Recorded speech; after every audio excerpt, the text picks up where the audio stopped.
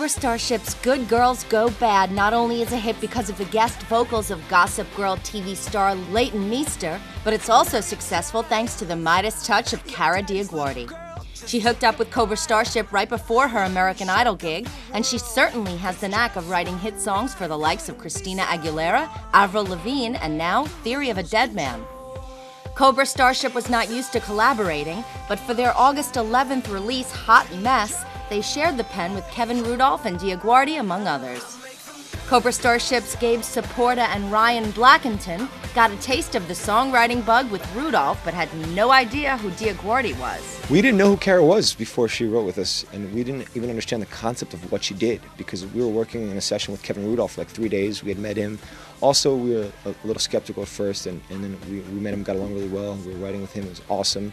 And then we get a phone call, we're like, oh yeah, this Kara Dioguardi person's coming in. I'm like, who is she? She's a top line writer. I'm like, what is that? You know? They're like, oh, that means she's just gonna help you contribute. I'm like, what does she play? She's like, she doesn't play anything. I'm like, what does that mean? I don't get it, you know? The band said that they hazed Dioguardi. We like kind of hazed her a little bit when she first walked in. Like, we were like, rolled with it really well. Yeah, we gave her like a beat that we were working on that was a throwaway. It sounded exactly like another song we were working on, but worse. And so she came in and she listened to it. She's like, yeah, this is pretty awesome. And then Ron like, you know.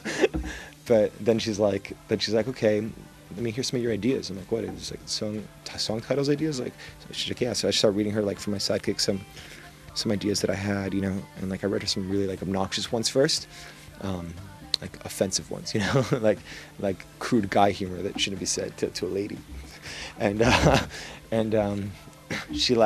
she wasn't fazed by it. Like someone else might have gotten offended, and she was just like, yeah, I don't think that's gonna work for a song, Gabe. What else you got, you know? So I was like, oh, she kind of threw it back at us, you know. I'm like, which is pretty cool, you know.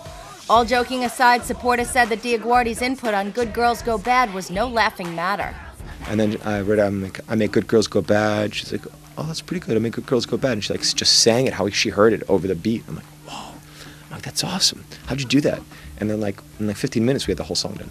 Good Girls Go Bad has moved up to number 11 on the FMQB Top 40 radio airplay chart. Experts expect it to crack the top 10 next week.